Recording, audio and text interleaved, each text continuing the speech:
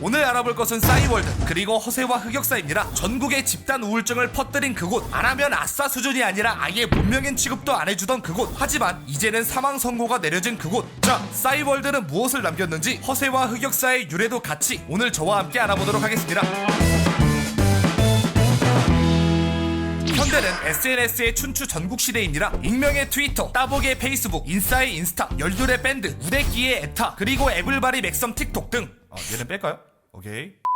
어떤 건 쇠퇴하고 어떤 건 떠오른다. 가타부타 말은 많아도 누구나 고개를 끄덕일 만한 명실상부 1위의 SNS는 없습니다. 하지만 2000년대 중반, 적어도 국내에서는 그렇지 않았죠. 싸이월드, 이름만 들어도 벌써 귓가에 프리스타일 Y가 맴돌죠. 근데 이 싸이월드가 2020년 5월 26일부로 사실상 망했다는 것입니다. 누구는 아쉬워하고 누구는 내 흑역사가 영원히 사라지게 되어서 다행일 것이고, 잼민이들은 그게 뭐임? 틀이라고 하겠죠. 제 동년배들에게는 추억팔이, 잼민이들에겐 배경지식을 심어주기 위해서 싸이월드가 어떤 곳이었는지부터 알아보겠습니다. 자기가 싸이월드 세대인지 아닌지 애매하시다고요? 초재깅, 이거 알면 우리 쪽이야. 자, 먼저 싸이월드가 얼마나 잘 나갔는지부터 알아봅시다. 역시 규모와 매출부터 봐야겠죠. 월 접속자 수가 2천만, 누적 가입자는 3천만. 사실상 당시 국내 시장을 독점하다시피 하는 점유율을 자랑했습니다. 페북이나 인스타의 월 평균 접속자 수가 1000만 안팎인 걸 감안하면 더욱 와닿는 수치죠. 그리고 당시 싸이월드의 화폐는 도토리란 이름이었습니다. 도토리의 용돈을 다 꼬라박은 흑다람쥐들 덕분에 당시 도토리의 연 매출은 1000억, 계산하면 하루 평균 3억. 게다가 당시엔 인터넷에 돈을 쓴다는 것이 지금에 비해선 자연스럽지 않던 때입니다. 또한 물가까지 감안한다면 그야말로 돈을 쓸어 담던 때죠. 이런 곳이니 어땠겠습니까? 당시 대한민국은 그야말로 싸이월드 신드롬이었습니다. 월드 세계관 최강자는 싸이월드였어요. 진짜 싸밋 노시였다니까. 또한 싸이월드엔 투데이와 토탈이라는 개념이 있었습니다. 투데이는 오늘 방문한 사람의 수, 토탈은 누적 방문자 수. 되게 별거 없어 보이지만 당시엔 이게 전부였습니다. 지금은 인스타 팔로워가 10만에 달하는, 유튜브 구독자 수가 40만에 달하는 같은 수식어가 있잖아요. 이때는 투데이가 무려 1만에 달하는 와 같은 수식어가 있었습니다. 투데이 매크로까지 돌리던 시대니 대충 어느 정도의 가치를 지니고 있었는지 감이 오시죠. 때문에 싸이월드와 연결된 네이트판도 덩달아 흥했습니다. 왜냐? 여기서 유명해지면 투데이가 올라갔거든요. 이렇듯 전 국민이 싸이월드에 빠지며 SNS 시대의 근간을 다져갑니다. 하지만 동시에 싸이월드는 대한민국의 독을 풀었죠. 그 독이 무엇이었느냐? 바로 싸이 감성 혹은 싸이 허세입니다. 중2병 편에서 어느 정도 말씀드렸으니 이번엔 빠르게 훑고 지나갈게요. 음악만이 유일한 마약, 더 이상은 네이버. 그게 뭔데? 그거 어떻게 하는 건데? 밥솥 친구, 나는 가끔 눈물을 흘린다, 학생이라는 죄로, 이거 다 피면 날라차게 들어간다, 김민지 눈감아 등등 세상 별의별 삼라만삭의 미친 글들은 싹 다 싸이월드에서 마주할 수 있었습니다. 당시에는 이런 2000년대 발라드 뮤비 감성이 먹혔어요. 하지만 이후에는 허세라 불리게 되고 오그라든다는 말을 들으며 하나의 흑역사가 되었죠. 싸이월드라 쓰고 판도라의 상자라고 읽어야 하는 수준입니다. 이렇다 보니 싸이월드가 폐쇄된다고 하니 아쉬워하는 사람도 물론 있지만 어씨 다행이다 라는 사람도 쉽게 찾아볼 수 있는 것이죠. 싸이월드는 우리의 허세와 흑역사의 요람이니까요. 그렇다면 싸이월드가 우리에게 남긴 것을 알아보기 이전에 이 허세와 흑역사는 어디서 유래된 말인지부터 알아보도록 할까요? 허장성세, 헛되이 목소리의 기세만 높인다는 사자성어로 이를 줄여 허세라고 부릅니다. 쉽게 말해 센 척이죠. 근데 싸이월드에서는 이런 글뿐만 아니라 항마력 테스트 수준의 감성글이나 오글 멘트도 허세라고 불렀습니다. 뭐 싸이구라, 싸이가오, 싸이허언 등 다르게도 부를 수 있었을 텐데 왜 굳이 허세였을까요? 허세란 말이 유행하게 된 계기는 2006년 최민수가 출연한 포맹제로라는 프로그램으로 거슬러 올라갑니다. 잼민이들이야 런닝맨 헌터, 크리티컬 좌 정도로만 아는 아저씨겠지만 2000년대 초반 당시에는 극중 역할이나 실제 언행들로 터프가이 이미지를 가진 방송인이었습니다. 하지만 야인시대 고소건, 조폭 선처 탄원서 사건 등으로 이미지가 실추하고 군대는 방위로 다녀왔기 때문에 방위가 어디서 허세를 부리냐 라는 식의 비아냥을 듣기도 했죠. 이 와중에 맡게 된 프로가 불량 학생 6명을 갱생시키는 컨셉의 포맹제로, 최근에 다시 알려진 가오가 온몸을 지배한 짤도 이 프로에서 나온 장면입니다. 지금은 다들 대단하다고 치켜 세우잖아요. 근데 당시에는 이렇게 욕설이 더 많은 것을 보면 어떤 이미지였는지 감이 오죠. 해서 최민수의 멘트 중 몇 개는 최민수를 놀려먹기 위해 박제가 되었습니다. 대표적으로 이건 엄마의 양수야. 나는 보석이다. 언제까지 너네들의 어리광을 세상이 받아줄 거라고 생각하나? 그리고 가장 유명한 허세 부리지. 허세요? 가 있죠. 때문에 이 멘트는 드립화가 이루어지고 짤방과 영상은 아예 필수 요소화가 이루어졌죠. 당시 이 멘트를 가지고 최불암 시리즈와 비슷한 최민수 시리즈가 만들어지기도 했는데 지금이랑 감성이 달라서 그런지 그렇게 깔깔꿀잼이 아니라 굳이 읽어드리지는 않을게요. 이후로 허세라는 말은 인터넷 전역에서 널리 쓰이게 되었고 싸이월드 감성도 곧 허세라고 불리게 된 것입니다.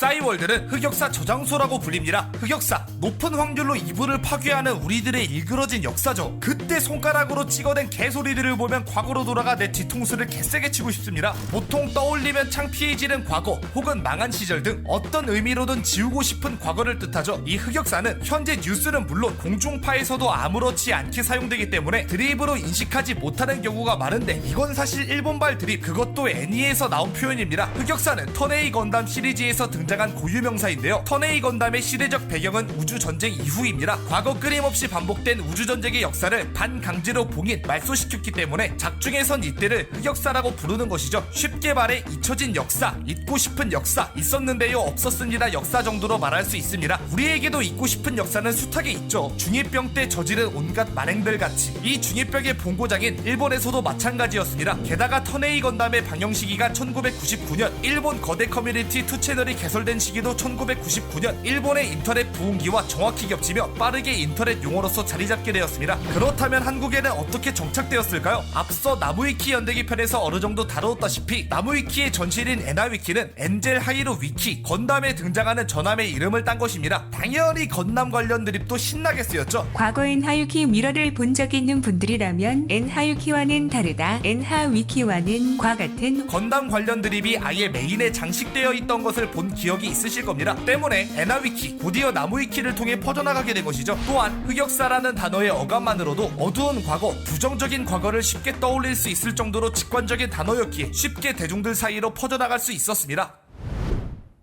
자, 다시 싸이월드로 돌아왔어. 지금의 싸이월드야 의사가 사망 선고를 내린 상태고 산소호흡기 붙들고 간신히 목숨만 연명하는 신세지만 예전에 국내 이용자가 3천만 명을 넘어설 정도로 압도적인 영향력을 자랑하긴 했잖아요. 때문에 당연히 이 싸이월드가 남긴 유산도 존재합니다. 두 가지로 나누어 설명해 볼게요. 첫 번째, 베스트 댓글 문화. 네이트가 베스트 댓글 시스템을 최초로 도입했다는 건 아닙니다. 하지만 이 문화에 유의미한 영향을 끼쳤다고는 말할 수 있죠. 싸이월드 얘기하다가 왜 갑자기 네이트가 나와요? 왜냐하면 싸이월드는 네이트에 속한 서비스이기 때문입니다. 지금도 여러 의미로 유명한 네이트판은 당시에는 더욱 핫했습니다. 앞서 말씀드렸죠. 투데이는 곧 인기의 척도였다고. 판에 글을 적어서 베스트판에 오르면 네이트 메인 페이지에 뜨게 되었고 이것이 곧 투데이 개떡상으로 연계되곤 했습니다. 사실상 명예의 전당으로 봐야겠죠. 하지만 판에 글을 쓰는 건 폼이 많이 드니까 많은 이들은 폼이 덜 드는 베스트 댓글을 노리는 하이에나를 변모합니다. 일종의 가성비 측면에서 유리하니까요. 말하자면 포스터를 하나 정성 들여 만드는 게 아니라 삐라 존나게 뿌리는 겁니다. 왜 여기에 목숨을 걸었느냐? 보세요. 지금도 베넷 먹으면 뿌듯하고 그 뿌듯함을 감추지 못해 헐 이게 뭐라고 좋아요를 12개나 주셨네요 감사합니다 하는 사람들 숱하게 찾아볼 수 있죠. 네이트에서의 베넷은 이런 뿌듯함은 기본 옵션에 불과합니다. 댓글에서 바로 미니홈피로 들어갈 수 있는 버튼이 있었기에 베넷을 먹는 것은 곧 투데이 떡상으로 이어졌죠. 이러니까 이 악물고 베넷을 먹으려는 이들이 많았던 겁니다. 그렇게 베넷을 먹으면 헐 베넷 먹을 줄은 몰랐네요. 집 짓고 가요. 나도 베풀 먹음 쿠쿠루쿠쿠 내 미니홈피 한번 놀러와 주셈 라고 댓글을 수정하는 모습을 쉽게 찾아볼 수 있습니다. 또 이런 거 많이들 보시죠. 내가 베넷 먹으면 땡땡한다 는 식의 공약 댓글. 이런 공약 댓글은 사실상 네이트판에서부터 시작되었다고 봐도 무방해요. 2009년 무한도전 달력에 대한 기사가 났는데 다소 뜬금없는 댓글이 주르륵 달리게 됩니다. 제가 베풀이 된다면 크리스마스 이브에 명동 한복판에서 혼자 삼겹살을 구워 먹겠습니다. 제가 베풀이 된다면 김성근 씨가 삼겹살을 구워 먹을 때 전 옆에서 노래를 불러주며 흥을 돋구어 드리겠습니다. 제가 베풀이 된다면 김성근 씨가 삼겹살을 구워 먹고 조용석 씨는 노래를 불러주며 흥을 돋굴 때 전 옆에서 탬버린 치겠습니다. 지금 와서 보면 베넷 한번 먹어보겠다고 끌어버린 저그 먹으로로 보이겠지만 사람들이 이 댓글에 추천을 몰아주게 되며 여러 커뮤니티에서 화제가 됩니다. 심지어 기사까지 떠버리며 빼도 박도 못하게 박제를 시켜버렸죠. 이 3인방도 서로 연락을 취해 공약을 실천하려는 모습을 보였고요. 대망의 2009년 크리스마스 이브, 이들은 명동 한복판에서 삼겹살을 구워 먹지는 않았고 안전상의 이유로 크리스마스 다음날에 구워 먹으며 진짜 공약을 실천하게 되었죠. 당신을 사랑했어요.